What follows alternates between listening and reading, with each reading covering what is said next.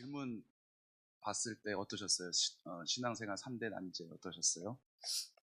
푸신 분 계신가요? 신대원 들어와서 이 말씀을 붙잡고 졸업할 때까지 풀어보자. 열심히 그렇게까지 한 건 아니고요. 솔직하게 강단이니까 거짓말하면 안 되잖아요. 예배 시간에도 저는 신대원 출신인데 저 맨 뒤에 가면은 여름에는 이 뒤에 라지에이터 지금도 누르는데 에어컨도 나오고 추울 때는 거기 따뜻한 히터 나오는 데 있잖아요. 그쯤에 앉아가지고 후드티 입고 와서 모자 쓰고 푹 숙여가지고 오늘은 어떤 은혜를 줄까 기대하기보다는 오늘은 어떤 자장가가 될까 이렇게 생각하면서 3년이라는 체프를 보냈던 사람입니다.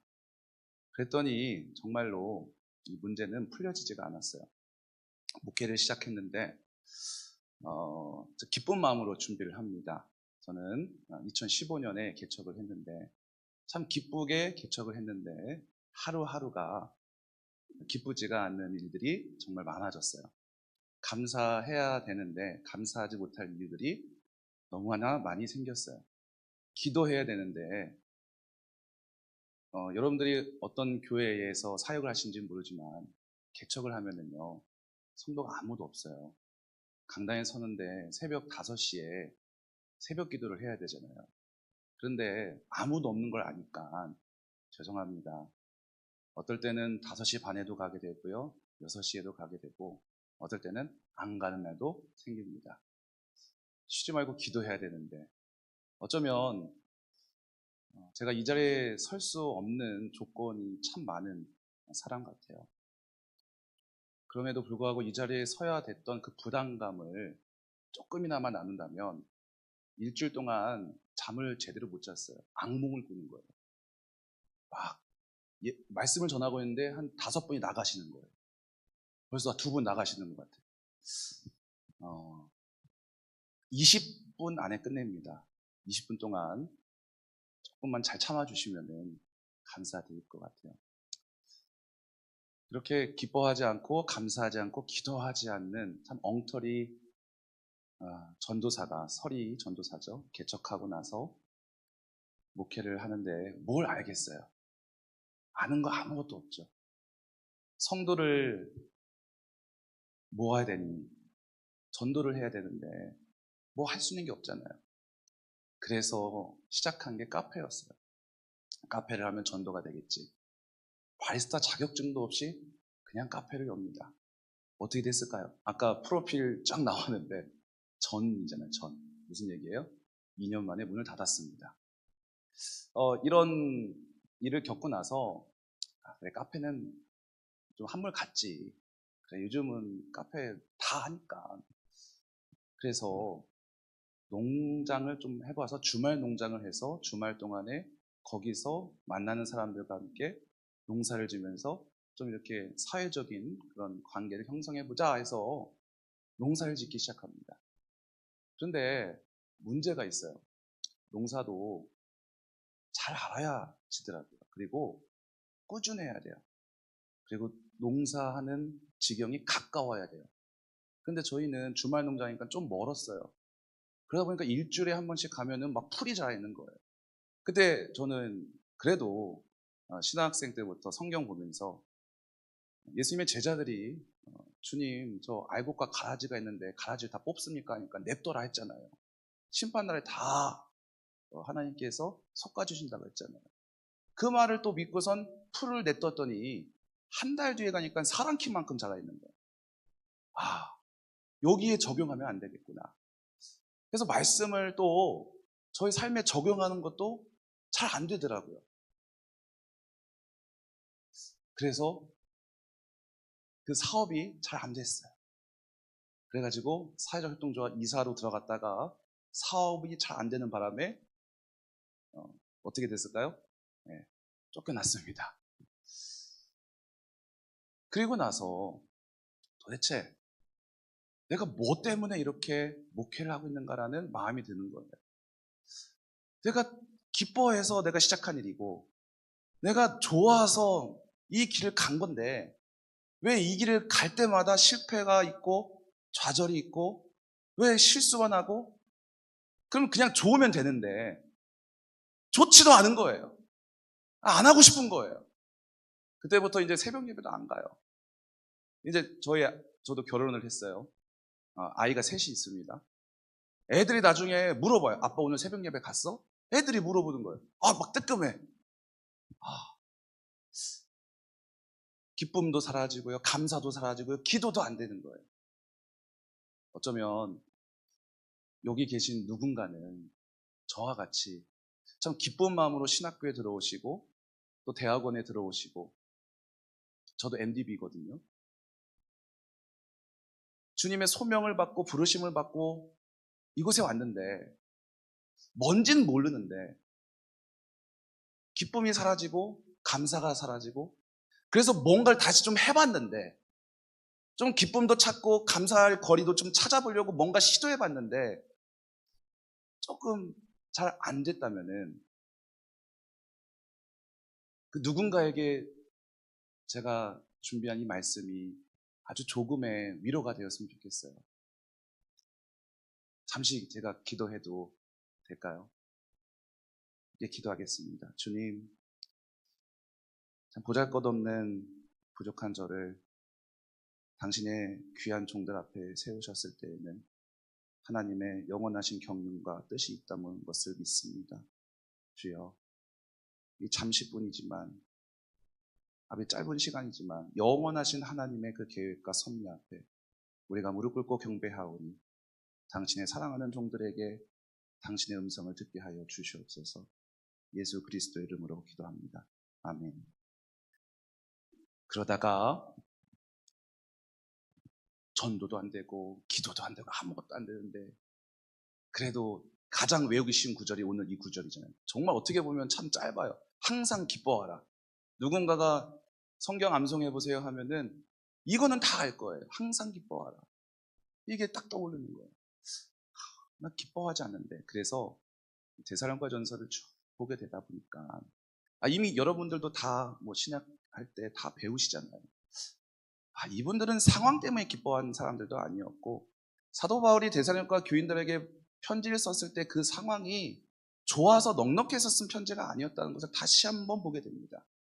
빌립보에서 바울과 실라가 감옥에서 나오자마자 데살로니가 가가지고 근데 거기서 오래 있지도 않고 딱 3주 동안 말씀을 전하다가 그것도 모자라가지고 이제 쫓겨나가지고 너무 염려가 되는 거잖아요. 도대체 데살로니가에 어떻게 복음이 전파됐을까? 그래서 그의 아들과 같은 디모데를 보냈는데 디모데가 돌아오자마자 하는 말이 선생님 놀라운 기적이 일어났습니다. 거기에 정말 불량배 같고 깡패 같은 애들이 예수를 믿은 게 아니라 귀족들 같은 그의 부인들이 고간의 부인들이 예수를 영접했습니다.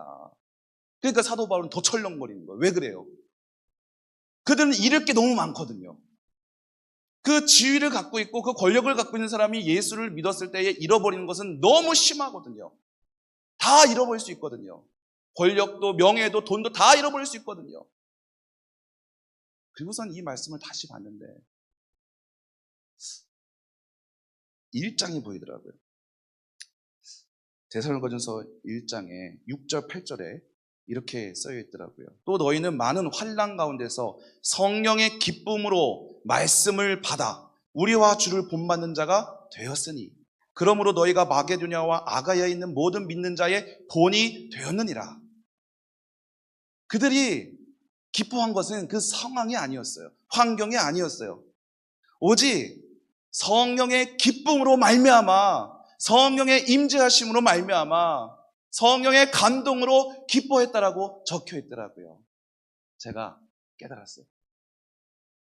제가 구했던 것은 교인이었구나. 성령님을 구했어야 되는데 성령님의 임재를 구했어야 되는데 성도를 구했구나. 그때부터 기도가 바뀝니다. 그래도 그렇게 막 잘 안 돼요. 왜냐하면 습관이라는 게 있잖아요. 새벽에 6시에 나중에는요 어디까지 넘어가냐면요 7시까지 넘어가요. 5시가 5시 반이 되고 6시가 되고 6시 반이 되고 7시까지 갑니다. 그래가지고 근데 말은 편해. 우리는 오전 예배드립니다. 사람들 만나면 그렇게 얘기했어요. 예배를 자꾸 줄이는 거예요. 왜? 수요 예배 드려도 아무도 안 나오니까 우리는 자유 기도회를 합니다. 금요일 날도 아무도 안 나오니까 우리는 그냥 자유롭게 기도회를 합니다. 말은 얼마나 좋아요? 얼마나 자유로워요. 이 종교적인 세계 속에서 벗어나서 우리가 자유롭게 신앙생활 할 수 있다는 게 얼마나 좋아요. 이게 매력이에요. 이 개척교회 하시는 분들이 둘 중에 하나인데 정말 열심히 하시거나 나태해지거나 하더라고요. 중간이 없어요. 근데 저는 좀 안 좋은 쪽으로 빠졌어요. 나태해진 거예요. 말씀을 보다가 성령이 임해야 되겠구나. 성령을 받아야겠구나. 아니, 성령 받아서 소명 받았으니까 이곳에 왔잖아요. 여러분들도 그렇지 않으세요? 그냥 등 떠밀려서 오신 분 계세요? 물론 그런 분들도 있을 수 있어요. 그러나 우리가 다 예수를 믿고 구주를 시인하고 어렸을 때든 성인이었건 무언가 뜨거운 감동이 있어서 이 자리까지 왔는데, 그리고 목회 현장까지 나갔는데 또다시 내가 성령을 구한다? 무슨 말일까? 기도하는 거예요. 주님, 내가 성령을 구하는데 어떤 성령님을 주실 건가요? 그때 내가 마음이 뜨거워져가지고 내가 정말 주님 앞에 서원하고 내가 목회자의 길, 내가 좁은 문 좁은 길로 걷겠습니다. 그 외치고 나가서 이 졸업식을 마치고 이 교문 밖을 나가서 이제 내가 땅끝까지 주의 복음을 전하리라 외쳤는데, 한 달, 두 달, 6개월, 1년이 지나고 나서 저의 모습을 보니까 너무 꼴도 보기 싫은 거예요. 주님, 나에게 어떤 성령님이 필요합니까? 어떤 성령님을 내게 주시려고 하십니까? 나 왜 이렇게 고난 속에서 고생하면서 있어야 됩니까? 부교육자분들도 계실 거예요. 전도사님들도 계실 테고. 되게 우연하게 같이 같은 동네에서 목회하는 부교육자분을 만났는데 그분이 막 담임 목사님 욕을 하는 거예요. 혹시 여기 전도사님들도 담임 목사님 욕하시나요? 우리끼리 말고 따로 계실 때 교수님 욕은 안 하시죠? 수업에 관련해서. 저는 많이 했어요. 저는 이 채플 딱 끝나고 이제 밥 먹잖아요. 3, 4, 5 모여가지고 수업이 어떻다? 그날 채플 시간 강사가 어떻다? 나는 반대한다. 막 열띤 토론이 일어나는 거예요. 너무 신나죠? 그렇게 3년을 보냈어요.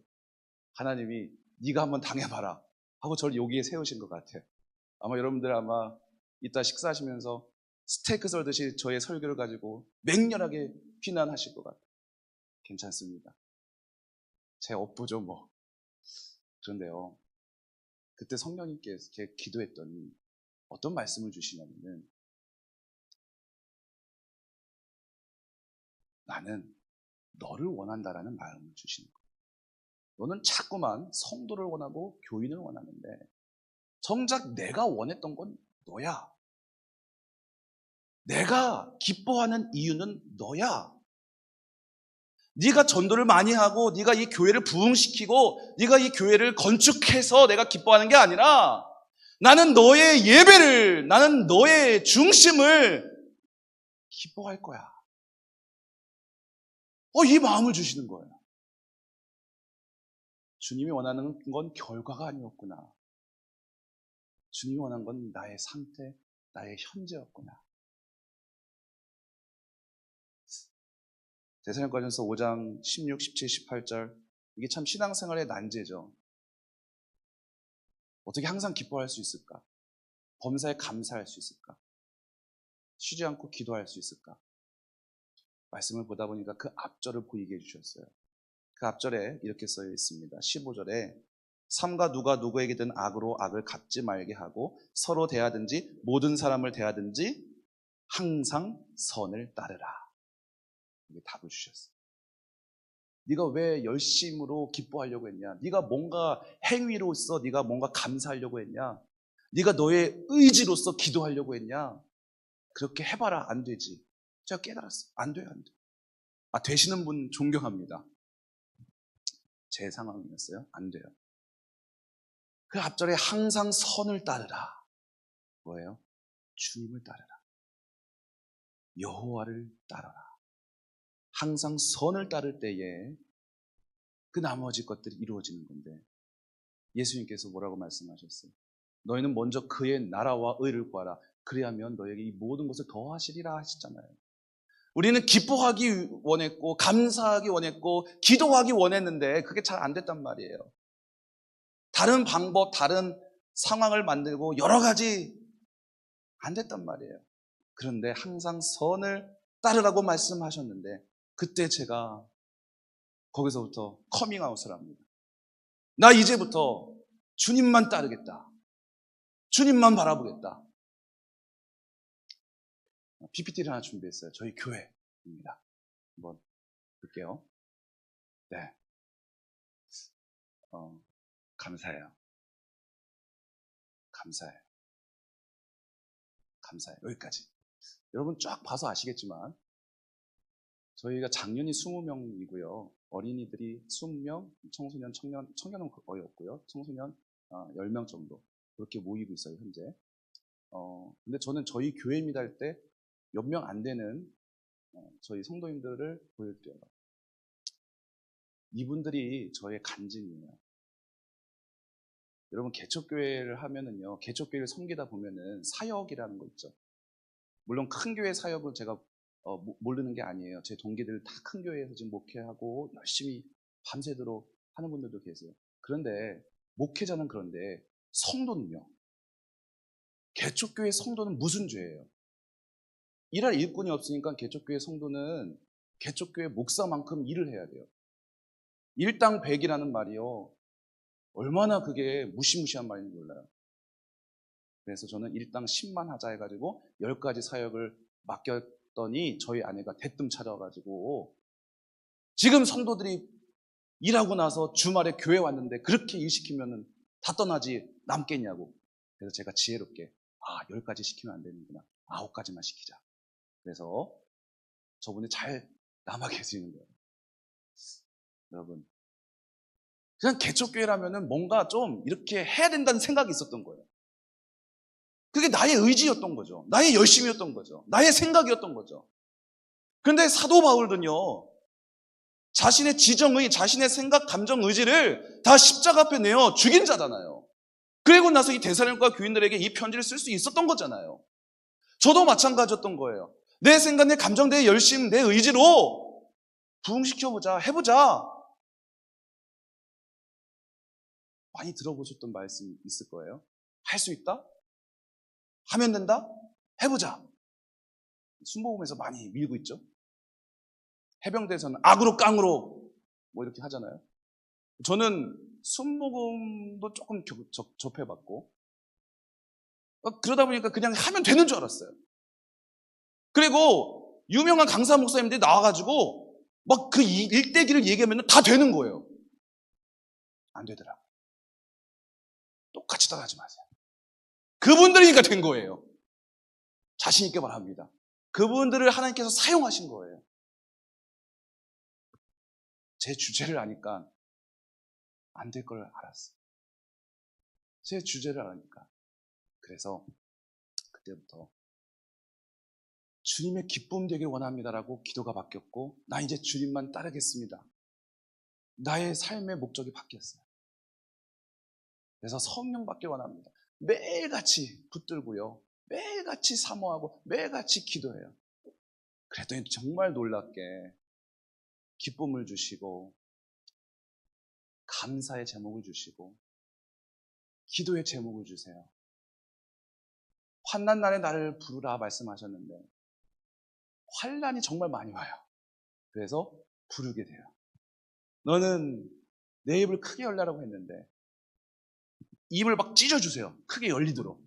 왜냐면은 해야 될 게 너무 많아지는 거예요. 살펴야 될 게 너무 많아지는 거예요. 너는 내게 부르짖으라고 했는데 부르짖게 만드시는 거예요. 그러니까 이 모든 것이 다 주님의 은혜라고 고백하게 되는 거예요. 지금도 저희는 월세에 있어요. 성도님들이 20분이지만 저 중에서 우리는 솔직하게 얘기할게요. 11조를 내신 분은 10분도 안 돼요. 그냥 뭐 저랑 여러분들이랑 그래도 동문인데 나중에 어떻게 만날지 모르는데 제가 뭐 거짓말하고 뭐 잘 보일 거 뭐 있겠어요. 그냥 쟤는 저렇게 목회하는구나. 그렇게 봐주시면 되잖아요. 월 한 180만 정도가 나가요. 죽을 것 같아요. 너무 하는 게 너무 어려워요. 미자립이에요. 아마 이 강단에 미자립교회 목사가 쓴 횟수가 몇 번이나 될까요? 학위요? 그냥 이 감친 MDB 졸업한 것밖에 없어요. 아무것도 없어요. 자격증이요? 없어요.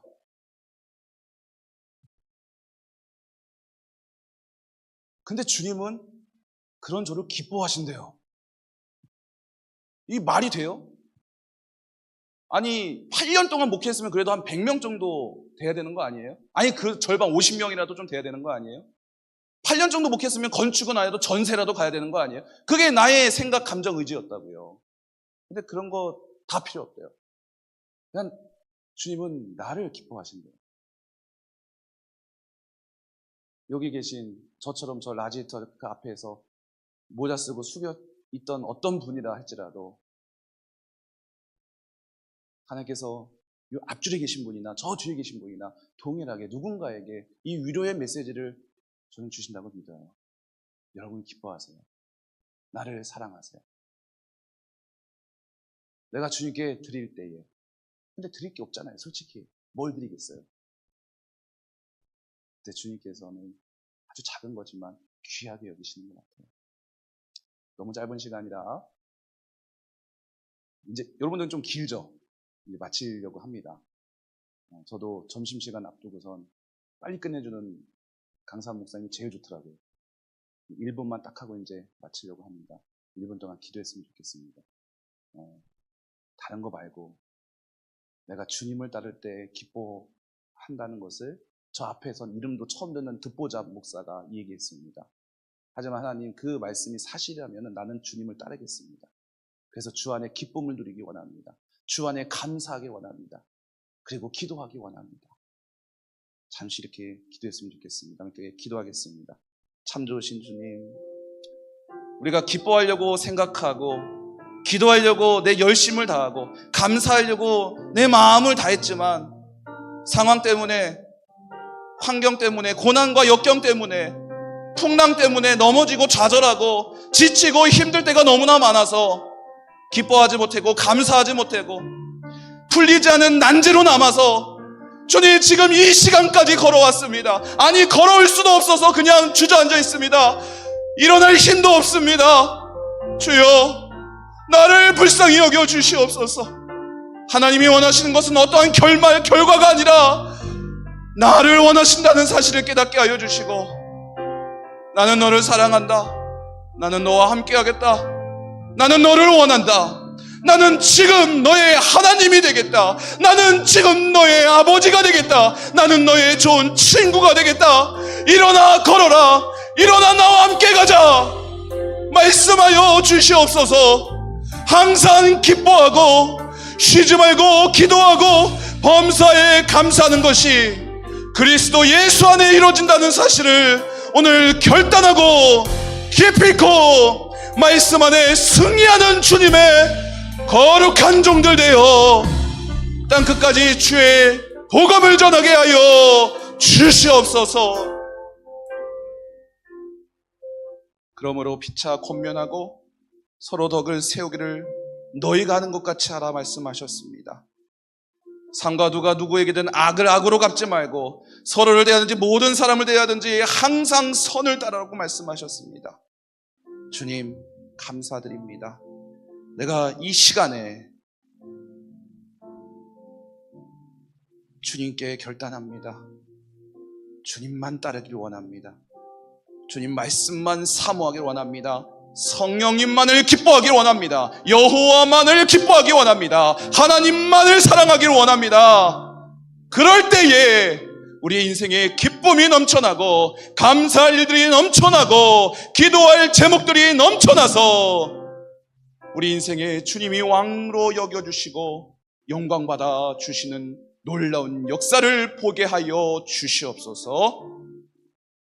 지금은 우리를 구속하신 예수 그리스도의 은혜와 아버지 하나님의 넘치는 사랑하심과 성령님의 감화 감동하심이 이제 항상 주님을 따르기로 결단한 당신의 사랑하는 종들 머리 위에 감리교 신학교 위에 그들의 삶과 그들의 미래 위에 이제로부터 영원까지 함께하옵시기를 간절히 축원하옵나이다.